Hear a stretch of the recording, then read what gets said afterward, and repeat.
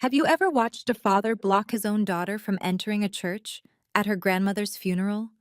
Have you ever seen a man hiss, "family only," to his own flesh and blood, then shove her toward the back row, next to the hired help, while 45 mourners pretend not to notice? I have, because I lived it.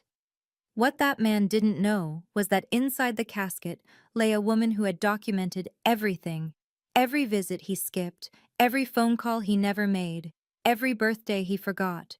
847 pages of truth waiting to be read aloud in front of everyone he wanted to impress, and a will that would leave him exactly $1. Hi, I'm Sienna Graves, 34 years old. This is the story of my grandmother's funeral, a $4.7 million inheritance, and the moment my father realized he had underestimated the wrong person. If you're watching this, please subscribe and let me know where you are watching from. The call came at 9:47 on a Tuesday morning. I was in the middle of a client presentation at my firm's Manhattan office, a landscape architecture proposal for a waterfront development in Brooklyn. My phone buzzed against the conference table. I glanced at the screen, expecting my assistant.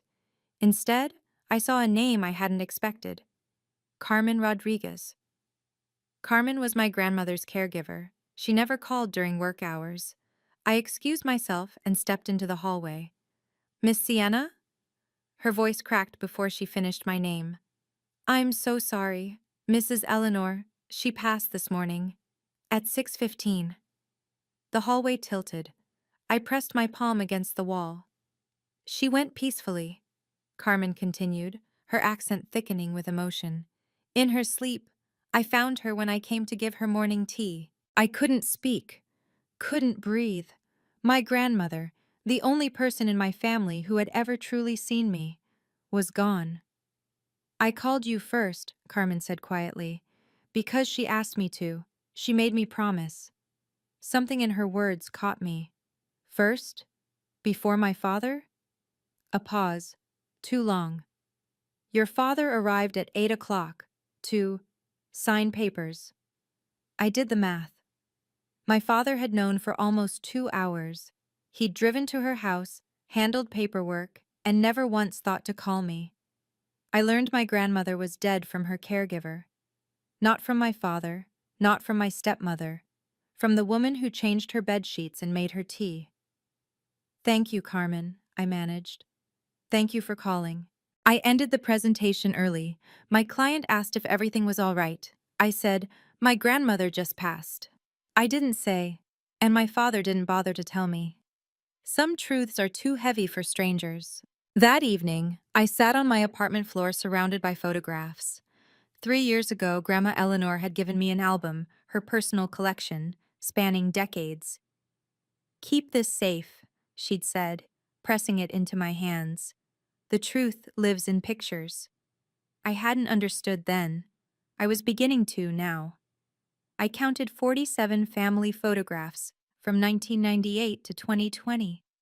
Christmas mornings, Thanksgiving dinners, birthday celebrations, Easter brunches. 47 snapshots of the Graves family through the years. I appeared in 3 of them. 3. And in all 3, it was just me and Grandma Eleanor, photos she'd taken herself, separate from the official family portraits. In the real pictures, the ones framed and displayed, there was my father, Richard, his wife, Marlene, various cousins and aunts.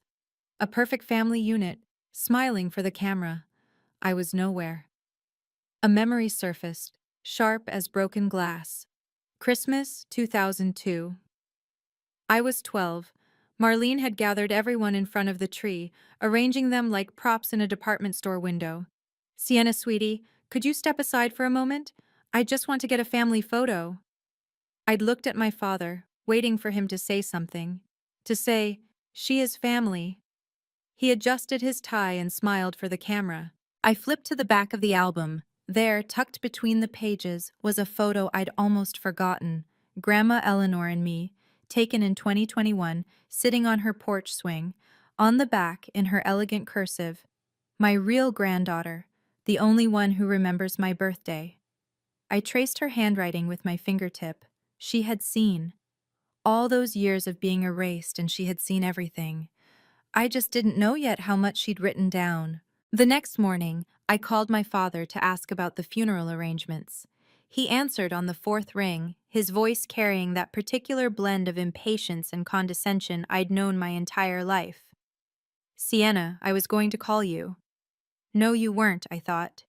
But I said, I want to help with the arrangements. I can take time off work. Marlene's handling everything. He cut me off like I'd offered to rearrange his sock drawer. It's all taken care of. You just need to show up on time. I'd like to say something at the service, a few words about Grandma. I spent more time with her than anyone these past 7 years. The eulogy's already assigned. Pastor Thompson will speak, and Marlene will say a few words on behalf of the family. Marlene, my stepmother, the woman who had visited Grandma Eleanor maybe 20 times in 15 years, the woman who once asked me at Thanksgiving, "Remind me again how you're related to Eleanor?" She would speak for the family. I would not. Dad, I was with her every week. I called her every night. I think I should. Sienna, his voice hardened. Don't make this complicated. It's a funeral, not a stage. Just come, sit quietly, and don't draw attention to yourself. I gripped the phone so tightly my knuckles ached. Fine, I said, because what else could I say? But before he hung up, something my grandmother told me 6 months ago surfaced in my memory. We'd been sitting in her garden, watching the sunset, and she'd squeezed my hand. I've written it all down, sweetheart, everything, in my journal. I hadn't asked what she meant. Now I wished I had. The night before the funeral, I couldn't sleep. I sat at my desk, staring at a framed photograph of Grandma Eleanor. It was taken last summer on her 83rd birthday. I'd brought her yellow tulips, her favorite, and a homemade lemon cake. In the photo, she was laughing, a smear of frosting on her chin. I opened my calendar app and scrolled back through the years. I'm a meticulous person. Occupational hazard of being an architect. I log everything. 312 visits. That's how many times I'd driven from Manhattan to Westchester to see her since 2017. 45 minutes each way, sometimes in rush hour traffic, sometimes in snow. Every Sunday without fail, and often Wednesdays too. I thought about my father's visits. Carmen had mentioned it once, almost apologetically. Your father came 4 times in the 5 years I've worked here, never stayed more than 20 minutes. 4 visits in 5 years. I'd made more than that in a single month. So why was I the one being pushed to the margins? My phone buzzed. A text from Carmen. Miss Sienna, the lawyer Mr. Morrison wants to see you after the funeral tomorrow. He says it's important. Harold Morrison, Grandma's attorney. A man I'd met only twice, both times at her house. He'd always looked at me with a strange expression, something between curiosity and respect. I didn't know what important meant. I didn't know what tomorrow would bring. But I knew one thing. I would be at that funeral. Not for my father, not for Marlene, for Grandma Eleanor, the woman who had loved me when no one else would. And if they tried to make me feel unwelcome, I would not apologize for existing. Not anymore. March 14th, 2024. The morning of the funeral. I dressed carefully, choosing a simple black dress, the one Grandma Eleanor had given me for my 33rd birthday.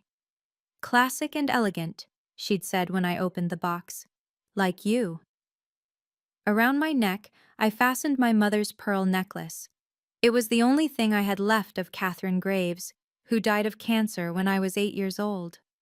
My father had erased almost every trace of her after he remarried. Photographs removed, belongings donated, her name rarely spoken. But Grandma Eleanor had saved this necklace. She'd hidden it away and given it to me on my 18th birthday, pressing it into my palm with tears in her eyes. Your mother would want you to have this, she'd whispered. Don't let them take her memory from you. I looked at myself in the mirror.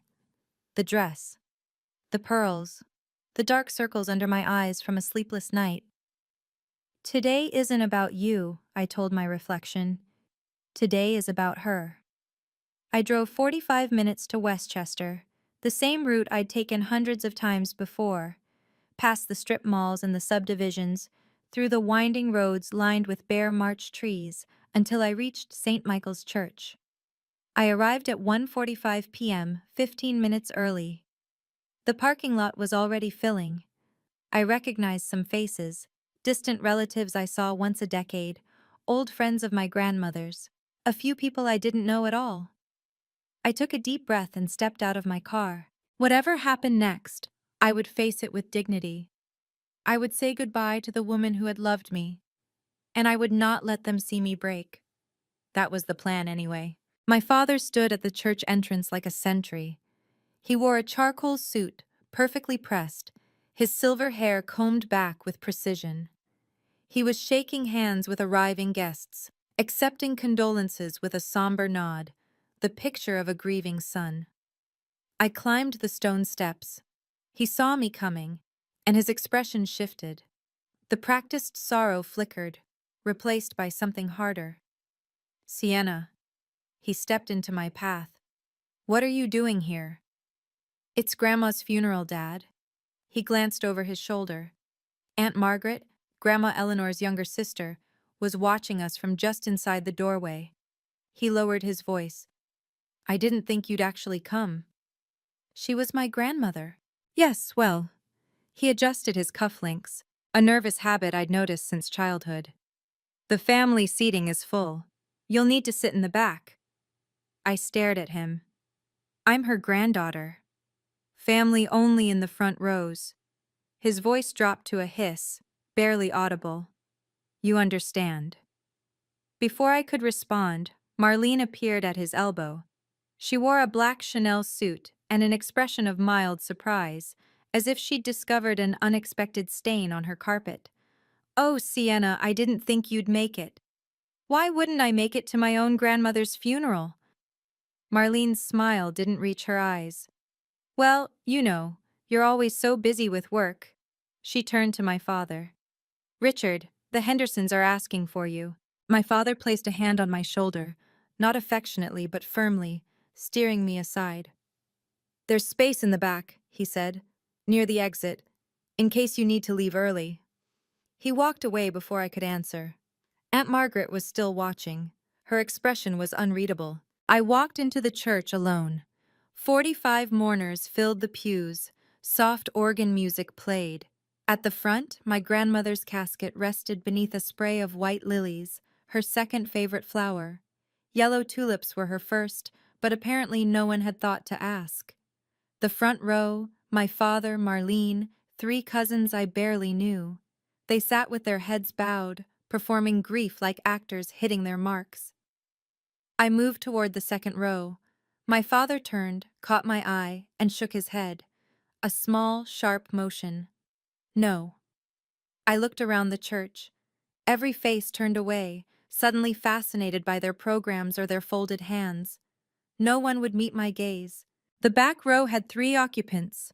Carmen, dressed in a simple navy dress, a woman I didn't recognize. Later I learned she was the hired driver, and an empty seat. I sat down next to Carmen. She reached over and took my hand, squeezing gently. Mrs. Eleanor would be so sad to see this, she whispered. She can't see it, I said. She's gone. Carmen looked at me with an expression I couldn't quite read. She sees everything, Miss Sienna. She always did. I didn't understand what she meant. Not yet. The service began. Pastor Thompson spoke about eternal rest and God's grace.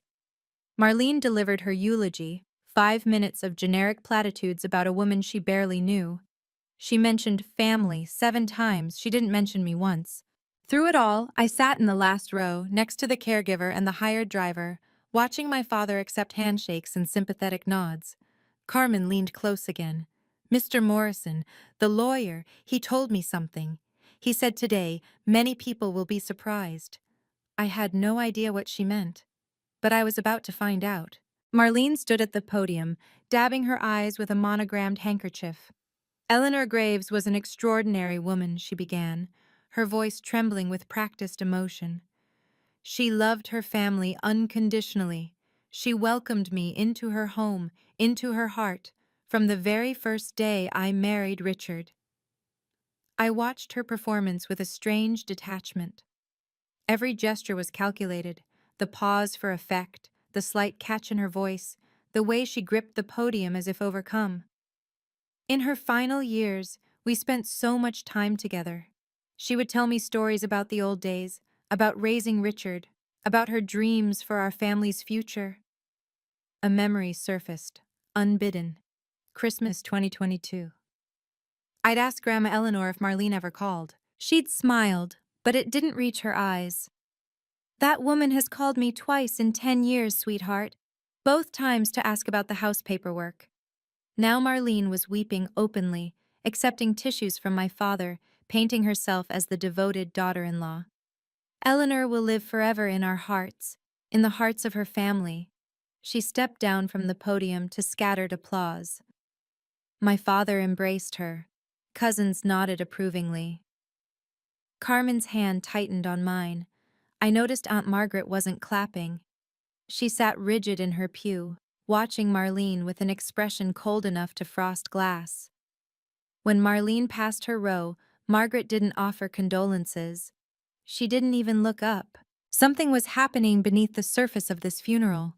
Currents I couldn't see, pulling in directions I didn't understand. Marlene had used the word family 7 times in 4 minutes. She hadn't used my name at all. But Grandma Eleanor had written everything down, and somewhere in this room, someone knew the truth. After the service, mourners gathered on the church lawn. I stood alone near an old oak tree, watching clusters of people exchange hushed conversations. My father worked the crowd like a politician, accepting embraces and murmured sympathies. He spotted me and broke away from a group of elderly women. His stride was purposeful, his jaw tight. "Satisfied?" he asked when he reached me. "Satisfied with what?" "Coming here, making people notice you." I sat in the back row. I didn't say a word. "You didn't need to. Everyone saw you skulking in like some uninvited guest." "I am not uninvited. She was my grandmother." "She was my mother." He jabbed a finger toward his chest. "Mine, not yours." "I visited her 312 times in 7 years. How many times did you visit?" His face reddened. "You have no right." "4 times. Carmen told me. 4 visits in 5 years, and you never stayed longer than 20 minutes. Carmen is the help. She doesn't know. She knows exactly who showed up and who didn't." For a moment, something flickered in his eyes. Not guilt. My father wasn't capable of guilt. Fear, maybe, or calculation. Before he could respond, a calm voice interrupted us. "Excuse me, Mr. Graves." We both turned. Harold Morrison stood a few feet away, silver-haired and impeccably dressed, holding a leather briefcase. "We need to proceed to my office now," he said. "There's a matter regarding Eleanor's will that requires immediate attention." My father's composure cracked, just for an instant, a flash of something I'd never seen on his face before. "Of course," he said, smoothing his tie. "We'll follow you there." Morrison nodded, then looked at me. "You too, Miss Graves. Eleanor specifically requested your presence." I followed the procession of cars through the winding streets of Westchester. Ahead of me, my father's silver Mercedes moved through traffic with aggressive precision. Through the rear window, I could see Marlene gesturing emphatically, her hands cutting through the air. My father kept shaking his head. They were arguing. About what? I couldn't guess. My phone buzzed. A text from Carmen. "I've been asked to come to the lawyer's office too. I don't understand why." I stared at the message, pieces beginning to shift in my mind. Grandma Eleanor's words from 6 months ago. I've written it all down, everything, in my journal. Carmen's cryptic comment at the funeral. "Today, many people will be surprised. Morrison specifically requesting my presence." And now Carmen, the caregiver, the witness to 7 years of daily life, summoned to a will reading. I thought about the journal. I'd seen it once, on Grandma Eleanor's nightstand. A thick notebook with a navy blue cover, its pages worn soft from use. She'd been writing in it every night for years. What had she written? Who had visited? Who had called? Who had remembered her birthday? Who had forgotten she existed? The Mercedes ahead of me accelerated through a yellow light. I caught it just before it turned red. Through the rear window I saw Marlene turn around, looking back at my car. Even from this distance I could read the hostility in her posture. They were scared. Both of them. I could feel it. For the first time since I'd received Carmen's phone call 2 days ago, something other than grief stirred in my chest. Not hope, exactly, but something close. Something that felt like the beginning of an answer. Morrison and Associates occupied a stately brownstone in downtown Westchester. I parked behind my father's Mercedes and followed the group inside. The building smelled of old leather and furniture polish, the scent of money and discretion. The conference room was dominated by a long oak table, surrounded by 12 chairs. Brass wall sconces cast warm light across oil paintings of pastoral landscapes. I counted the attendees as they filed in, my father and Marlene, Aunt Margaret, 2 distant cousins whose names I couldn't remember, 2 elderly men in expensive suits, former business partners of my late grandfather, Carmen, looking uncomfortable in her navy dress, a woman with a notary stamp, Morrison's assistant, and me. 12 people, 12 witnesses to whatever was about to happen. My father claimed the seat at the head of the table as if this were his boardroom, his meeting. Marlene settled beside him, clutching her Hermes bag like a shield. I took a chair at the far end, directly facing my father. Carmen sat next to me, her hands folded tightly in her lap. The door opened. Harold Morrison entered, carrying a large manila envelope and, my breath caught, a thick notebook with a navy blue cover. Grandma Eleanor's journal. He placed both items on the table, surveying the room with the practiced calm of a man who had delivered difficult news many times before. "Thank you all for coming," he said. Eleanor Graves prepared extensively for this day. She had much she wanted to say. He looked directly at me. Something passed between us, acknowledgement perhaps, or warning. "Before I read the will," Morrison continued, "I need to make something clear. This document represents Eleanor's final wishes, notarized and witnessed on January 8, 2024. Its contents are legally binding and cannot be contested." My father's hand trembled slightly as he reached for his water glass. I need to pause here for a moment. If you've ever been treated like an outsider by your own family, pushed aside, overlooked, made to feel invisible, I want you to know you're not alone. Drop a comment below and tell me your story. And if you want to find out what was in that envelope, what my grandmother wrote in that journal, hit subscribe and turn on notifications. Trust me, you don't want to miss what happens next. Morrison rested his hand on the Navy journal. "Before I open the will," he said, "Eleanor asked me to explain this." My father leaned forward. "What is that? I've never seen—" "Please don't interrupt, Mr. Graves." Morrison's tone was polite but immovable. "This is Eleanor's personal diary. She kept it from 2017 until her death. 847 pages." Marlene's perfectly shaped eyebrows rose. 800 pages? Of what? Records. Morrison opened the journal to a marked page. Eleanor documented everything. Every visit she received, every phone call, every birthday card, or lack thereof. The room went silent. Morrison began to read. March 15, 2022. Sienna came today with chicken soup and yellow tulips, my favorite. We watched Jeopardy together. She always lets me win. Richard did not call. It has been 4 months. I felt the blood drain from my father's face even from across the table. April 3, 2022, Morrison continued. Sienna called at 7 p.m., as she does every night. We talked about her work, about the garden, about the book she's reading to me. Richard has not visited since Christmas. That was 11 minutes. This is absurd, my father sputtered. My mother was elderly. Her memory... Eleanor's physician, Dr. Patricia Hoffman, certified her as mentally competent on January 8, 2024. Morrison produced a document. This certification is attached to the will. Your mother knew exactly what she was writing, Mr. Graves. Aunt Margaret spoke for the first time. My sister called me every week. She told me everything. Who visited, who didn't. She looked at my father with undisguised contempt. She was sharper than any of us. My father's mouth opened and closed. No words came out. The journal sat on the table like a bomb waiting to detonate. Morrison set down the journal and picked up a single sheet of paper.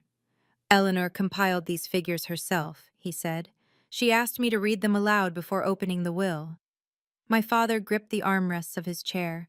Marlene had gone very still. From 2017 to 2024, Morrison read, Sienna Graves visited Eleanor 312 times. He paused, letting the number settle. Richard Graves visited 4 times. Combined duration, less than 2 hours. A small sound escaped Marlene, something between a gasp and a laugh of disbelief. Phone calls from Sienna, approximately 2,500, nearly every evening for 7 years. I hadn't realized I'd made that many calls. But the math checked out, 7 years, almost every night. Phone calls from Richard, 11. 8 of those were regarding property paperwork. My father stood abruptly, his chair scraping against the hardwood floor. This is a fabrication. My mother was confused. She was, Sit down, Mr. Graves. Morrison's voice didn't rise, but something in it commanded obedience. I'm not finished. Carmen cleared her throat. I can confirm these numbers. Her voice was steady despite the tension in the room. I worked for Mrs. Eleanor for 5 years. I saw who came and who didn't. Aunt Margaret nodded. As can I. My sister told me everything. 2 independent witnesses, 2 people with no financial stake in the outcome, corroborating every word. My father sank back into his chair. For the first time in my life, I saw him look genuinely afraid. Numbers don't lie, Morrison said quietly. Eleanor knew that. She was a school teacher for 40 years. She understood the power of documentation. He reached for the manila envelope. Now, the will. Morrison broke the seal on the envelope with deliberate care. Inside were 3 sheets of heavy cream-colored paper, covered in precise legal language. He spread them on the table, adjusting his reading glasses. The last will and testament of Eleanor Margaret Graves, he began. Executed and notarized on January 8, 2024, in the presence of 2 independent witnesses and a licensed notary public. My father sat rigid, his eyes fixed on the documents. Marlene's hand crept toward his arm, but he didn't seem to notice. I, Eleanor Margaret Graves, being of sound mind and free will, hereby declare this to be my final testament, revoking all previous wills and codicils. Morrison looked up, scanning the room. His gaze lingered on me for just a moment. My estate consists of the following. The residence at 47 Lakeview Drive, Westchester, New York, valued at approximately $2.3 million. The yacht, Lady Eleanor, valued at $890,000. Investment accounts at Vanguard Financial, current balance $1.2 million. My art collection, appraised at $340,000. He paused, letting the figures sink in. Total estate value, approximately $4.73 million. Marlene's grip on her Hermes bag tightened visibly. My father's breathing had become shallow, rapid. I wasn't looking at the documents. I was looking at the photograph on the wall behind Morrison. A black and white image of my grandmother as a young woman, laughing at something just outside the frame. She had known this moment would come. She had prepared for it meticulously, documenting every slight, every absence, every proof of who had truly been there for her. Morrison turned to the second page. I will now read the distribution of assets, he said. Eleanor was very specific about who receives what, and more importantly, why. Article 1, Morrison read, to my son, Richard Allen Graves. My father straightened in his chair, a flicker of his old confidence returning. He smoothed his tie, preparing to receive what he clearly believed was his birthright. Morrison continued without inflection. I leave the sum of $1. The silence that followed was absolute. My father blinked. I'm sorry. What did you say? $1, Mr. Graves. Morrison's expression remained neutral.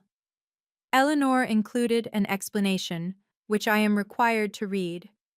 I leave Richard $1 so that he cannot claim I forgot him.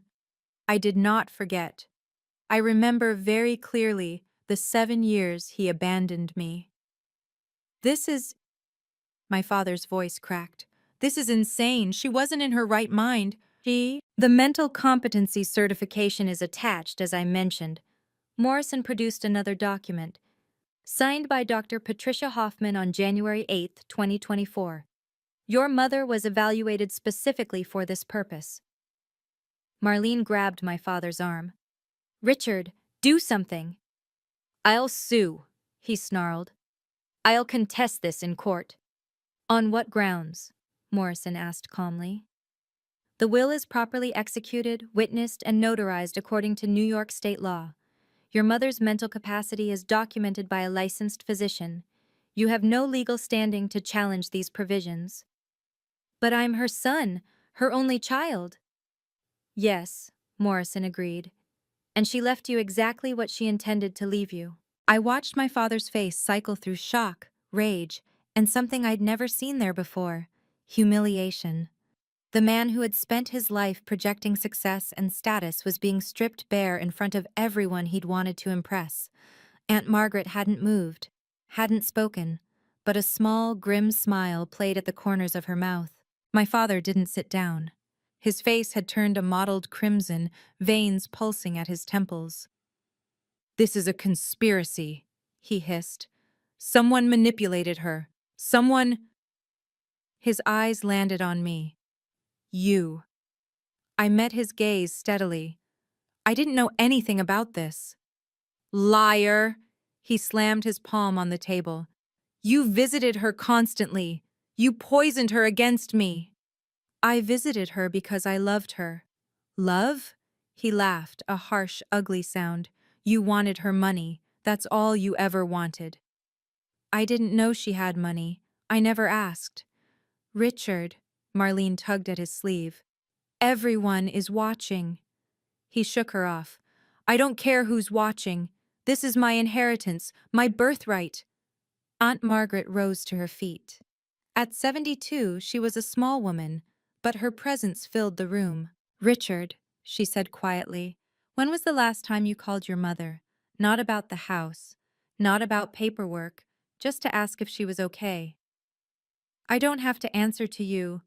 You can't answer, can you? Because you don't remember. Because it's been years. That's not... I talk to my sister every week, Margaret continued. She told me about Sienna, the granddaughter who came every Sunday, who called every night, who brought soup when she was sick. She also told me about you, the son who disappeared. My father's mouth worked soundlessly. Marlene looked at him with an expression I'd never seen before. Not supportive, not defensive, calculating, reassessing. Mr. Graves, Morrison said firmly, if you cannot control yourself, I will have to ask you to leave. We haven't finished reading the will. My father stood frozen, chest heaving, fists clenched at his sides. He had nowhere to go, nothing left to say. And I hadn't spoken a word. My father finally sat, his movements stiff and mechanical. Marlene edged her chair slightly away from him. Morrison waited until the room settled, then continued reading. Article 2. To my granddaughter, Sienna Catherine Graves. He paused, looking at me. Named for her mother, my beloved daughter-in-law Catherine, who was taken from us too soon. I felt tears prick my eyes. My mother's name. She had included my mother's name. I leave the remainder of my estate, the house at 47 Lakeview Drive, the yacht, Lady Eleanor, all investment accounts, the art collection, everything. The words hung in the air. Eleanor included a statement, Morrison said. She wanted me to read it exactly as written. He lifted the page and I heard my grandmother's voice in every word. Sienna is the light of my final years. She did not come for money. She didn't know I had any. She came because she loved me. Every Sunday, rain or shine. Every phone call, even when she was exhausted from work. Every yellow tulip on my birthday. Every bowl of soup when I was ill. She is the only one who remembered that I was still alive. Carmen squeezed my hand under the table. I do not leave her my estate as punishment to Richard. I leave it because she earned it. Not through obligation, but through love. There is a difference. I couldn't speak, couldn't move. The tears fell freely now, and I didn't try to stop them. For the first time in my life, someone in my family had truly seen me, not as a burden, not as an inconvenience, not as the daughter of a dead woman everyone wanted to forget, as someone worthy of love. And she had made sure everyone in this room would know it. Morrison picked up the Navy Journal. "There is one final bequest," he said. "The journal itself." He walked around the table, stopping beside my chair. Eleanor's instructions were explicit. "This journal is to be given to Sienna, and to Sienna alone," she wrote. He consulted a note card. "I give this to my granddaughter not as evidence. The truth has already been told today. I give it so she will know that every visit, every call, every kindness was witnessed and treasured. She was never invisible to me." He placed the journal in my hands. It was heavier than I expected. 847 pages of my grandmother's careful handwriting, documenting 7 years of her life. I opened to the first page. January 1st, 2017. Her elegant script filled the margins. "A new journal for a new year. I begin this record because I want the truth to survive me." I turned to the final entry. March 5th, 2024. 7 days before she died. Sienna called tonight. She asked if I wanted her to read to me. I said yes. She read The Great Gatsby, my favorite since I was a girl. Her voice sounds so much like Catherine's. I will miss that voice. I had read to her for 3 weeks straight. I hadn't known it would be the last thing I ever did for her. But she had known. She had written it down. She had wanted me to understand that every moment mattered. "There is a letter as well," Morrison said quietly. "Carmen has been holding it for you. Eleanor asked that you open it privately when you're ready." I looked at Carmen. She nodded, her eyes glistening. My grandmother had prepared for everything, even her goodbye. My father rose from his chair. His face had transformed. The rage smoothed away, replaced by something soft and pleading. He moved toward me with his arms slightly extended, like a man approaching a skittish animal. "Sienna." His voice dripped with warmth I'd never heard before. "Sweetheart, I'm so happy for you. Mother always loved you. I always knew that." I didn't move. "We're family," he continued, stepping closer. "I know I haven't been perfect, but we can start fresh now. You can come home. To Mother's house, I mean. Your house. We can be a real family again." I looked at him. Really looked. The same man who had blocked me at the church door 3 hours ago. The same man who had hissed "family only" and banished me to the back row. "Home?" I repeated. "Which home?" "Mother's house. The estate. We can all—" "3 hours ago, you told me I wasn't family." He flinched. "I didn't mean—" "You pushed me to the back row. You let Marlene give the eulogy while I sat next to the hired driver. That was a misunderstanding, was it?"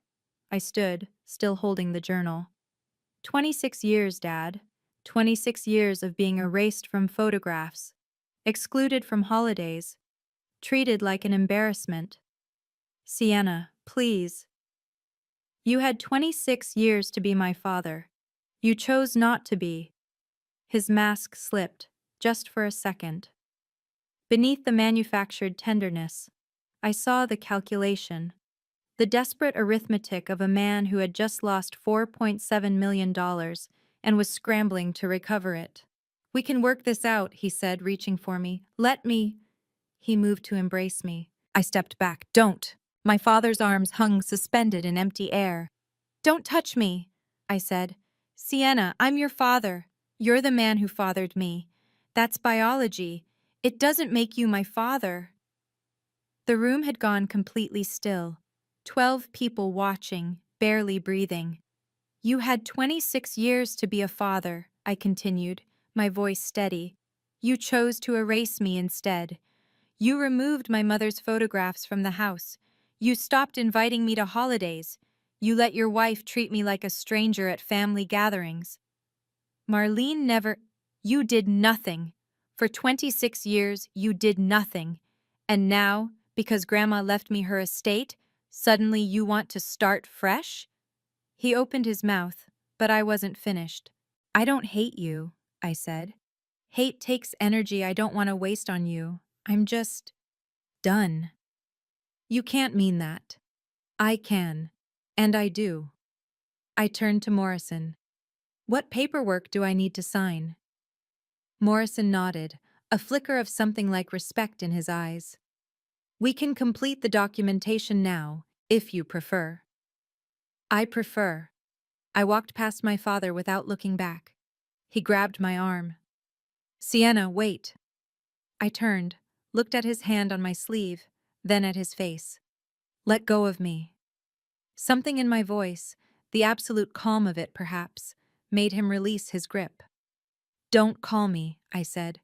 Don't visit. Don't send letters. We're done. I sat down at Morrison's desk. Behind me, I heard Marlene whispering furiously to my father. I heard Aunt Margaret's quiet voice. Let her go, Richard. You've already lost. I picked up the pen Morrison offered, and I began to sign. This was the moment I'd waited for my entire life. Not the money, but the right to say enough. If you've ever had to set boundaries with a toxic family member, drop A in the comments. I want to know I'm not the only one. And if you want to hear what happened to my father after that day, trust me, there's more. Keep watching. The story isn't over yet. The paperwork took 45 minutes. Morrison guided me through each document with patient precision. The deed transfer for 47 Lakeview Drive, the yacht registration, the investment account forms, the art collection inventory. Each signature felt like a small act of reclamation. Miss Graves, Morrison said as I signed the final page, I need to ask you something. Eleanor anticipated that your father might react poorly to the will's contents. That's an understatement. She made arrangements. He produced a business card. This is a licensed locksmith. Eleanor prepaid for a complete lock change at the house. If you wish, I can have him there within the hour. I stared at the card. My grandmother had thought of everything. Not just the will, but the aftermath. She had known exactly what her son was capable of. Yes, I said. Change the locks today. Morrison nodded, already reaching for his phone. Through the glass partition, I could see my father and Marlene still in the conference room. They weren't speaking to each other. Marlene sat with her arms crossed, staring at the wall. My father slumped in his chair, looking somehow smaller than when we'd arrived. The other attendees had begun to leave. Aunt Margaret paused at the door, caught my eye, and gave me a small nod. The two elderly businessmen shook Morrison's hand and departed without acknowledging my father at all. No one offered Richard condolences. No one shook his hand. The man who had positioned himself as the grieving son, the devoted heir, sat alone and ignored. Eleanor was very clear about one thing, Morrison said, ending his call. She wanted you protected, not just financially, emotionally. She knew this day would be difficult. She knew everything, I said. She always did. I walked out of Morrison's office with the journal pressed against my chest. Carmen was waiting in the hallway. She looked nervous, her hands twisting together. Miss Sienna, may I speak with you? Of course, Carmen. She glanced toward the conference room, where my father still sat motionless. Then she stepped closer, lowering her voice. Mrs. Eleanor, she loved you like a daughter. In the end, she only talked about you. About your voice when you read to her. About the tulips you always brought. I felt my throat tighten. Thank you for taking care of her. You don't need to thank me. Carmen hesitated. But there's something else. Mrs. Eleanor asked me to keep something for you. Not in the will, private. She reached into her bag and produced a small envelope. My grandmother's handwriting on the front. For Sienna. Open when you're ready. I took it carefully, feeling the weight of paper inside. She wrote it 1 week before she passed, Carmen said. She told me, this is what I couldn't put in the legal documents, the things that are only for her. I slipped the envelope into my pocket, next to my heart. Thank you, Carmen, for everything. She nodded, tears glistening in her eyes. You were good to her, Miss Sienna. She was happy because of you. I want you to know that. Behind us, the conference room door opened. My father's voice strained and desperate. Sienna, wait. I didn't turn around. Goodbye, Carmen, I said. I'll be in touch about the house. I walked toward the exit, my grandmother's journal in my arms, her letter in my pocket. Behind me, I heard my father calling my name. I didn't look back, didn't look. The March afternoon sun hit my face as I stepped outside. I stood on the brownstone's front steps, breathing in the cool air. For the first time in days, maybe longer, I felt something other than grief. Not happiness exactly, but something lighter, something like freedom. My phone buzzed. A text from an unknown number. Sienna, this is Aunt Margaret. I got your number from Harold. I'd like to see you when you're ready. Your grandmother talked about you constantly. I think we should get to know each other. She would have wanted that. I read the message twice, a small smile forming. Grandma Eleanor had talked about me. To her sister, to Carmen, probably to anyone who would listen. While my father pretended I didn't exist, she had been telling people about her granddaughter, the one who visited, the one who called, the one who remembered. I typed a reply. I'd like that too, Aunt Margaret. I'll call you this week. Behind me, the door burst open. Sienna! My father's voice ragged and desperate. We need to talk. Marlene's sharp tone cut him off. Richard, stop. You're making a scene. I don't care about scenes. That's my mother's money. It's not your money anymore. It never was. I didn't turn around. I walked to my car, unlocked it, and slid into the driver's seat. Through the rearview mirror, I could see them on the steps. My father, mouth open, one arm reaching toward my departing car. Marlene, standing apart from him, arms crossed, her expression cold. I started the engine. The last thing I saw before I pulled away was my father, frozen on the brownstone steps, watching me leave. He didn't follow. He had nothing left to offer. 3 weeks after the funeral, I was unpacking boxes in my grandmother's house. My house now. The locksmith had come the same day as the will reading. The security company had installed new cameras 2 days later. I'd spent the first week just walking through the rooms, touching the furniture, remembering. My phone rang. Aunt Margaret. Sienna, I thought you should know something about Richard and Marlene. I set down the photo frame I'd been holding, a picture of my grandmother and grandfather on their wedding day. What happened? Marlene filed for divorce last Tuesday. It's already in the county records. I sat down slowly on the edge of the sofa. Divorce? Apparently, she didn't know Richard had been cut out of Eleanor's will until the reading. She thought she was marrying into money. Margaret's voice carried a grim satisfaction. When she found out the truth, that he'd been lying about his relationship with his mother for years, she was displeased. I didn't know she had grounds for divorce. She's claiming fraud, misrepresentation of assets during the marriage. Her lawyers are good. I thought about Marlene at the will reading, the way she'd looked at my father when the truth came out. Not with sympathy, with reassessment. There's more, Margaret continued. The story's gotten around Westchester, the real estate community, the country club crowd. Everyone knows what happened. That Richard abandoned his mother for 7 years and got written out of her will. I didn't tell anyone. You didn't have to. 12 people were in that room. News like that travels fast. She paused. No one wants to do business with a man who abandons his elderly mother. It's bad for reputation. The consequences were landing, one by one. I hadn't asked for revenge, but the truth had its own momentum. That night I sat alone in the living room. A fire crackled in the stone hearth, the same fireplace where my grandmother had sat with me so many times, sharing tea and stories. The house was quiet, peaceful in a way my apartment in Manhattan never was. I took out the envelope Carmen had given me. For 3 weeks, I'd carried it with me, not quite ready to open it. Now, surrounded by my grandmother's things, I was ready. I broke the seal and unfolded the letter. My dearest Sienna, if you're reading this, I'm gone, and you've heard what I left you in the will. I want you to understand something. I didn't leave you my estate to punish Richard. I left it to you because you deserve it. Because you loved me without condition, without expectation, without ever asking what you might receive in return. You are so much like your mother. The same eyes, the same heart. When Catherine died, I thought I would never recover. But then I watched you grow, watched you become kind despite cruelty, strong despite neglect, loving despite receiving so little love in return. Richard was my son. I loved him once.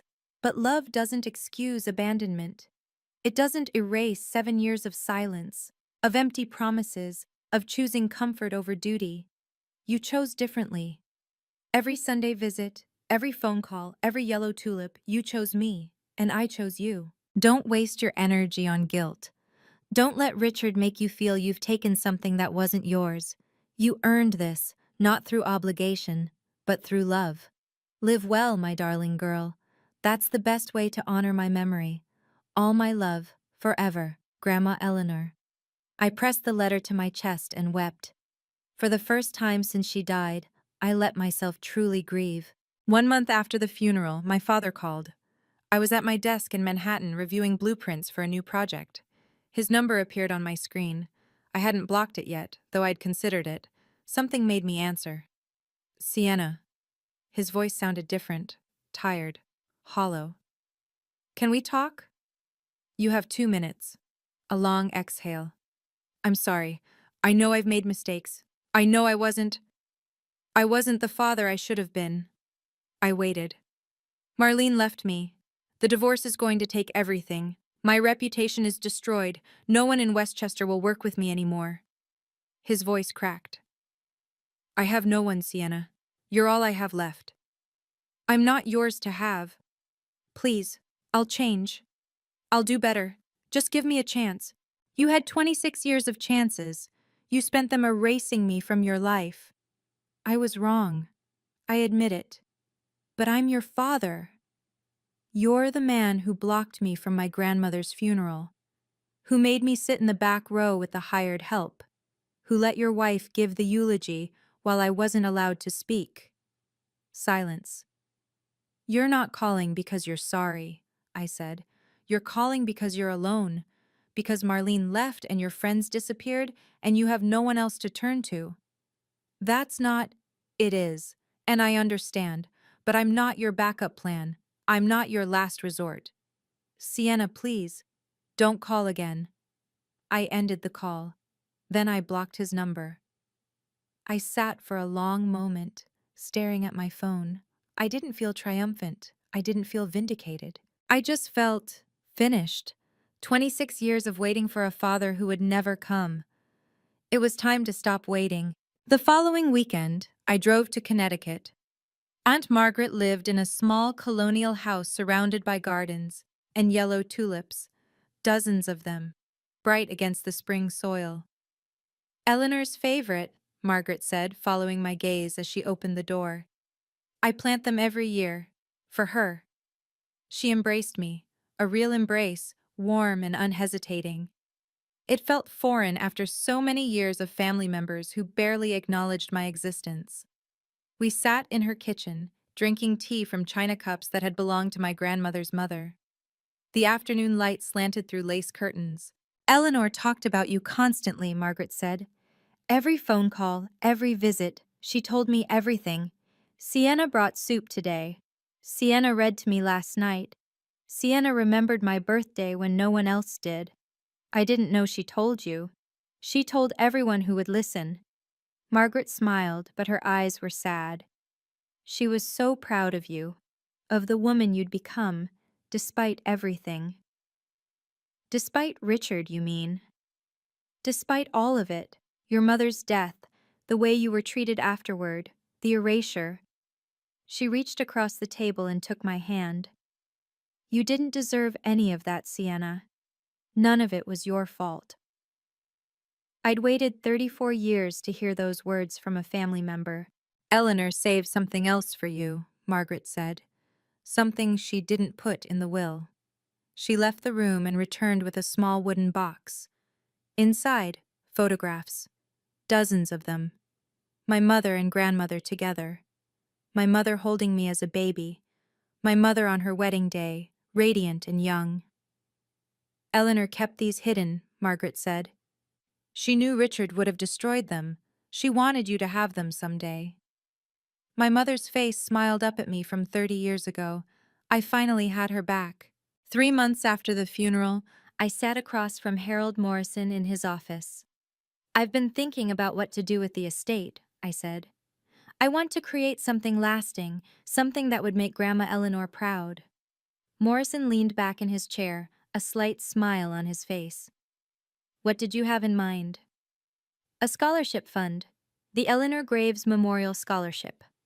For children who've lost a parent, specifically kids who've been marginalized by their remaining family. Kids like I was. He nodded slowly. That's a beautiful idea. How would you like to structure it?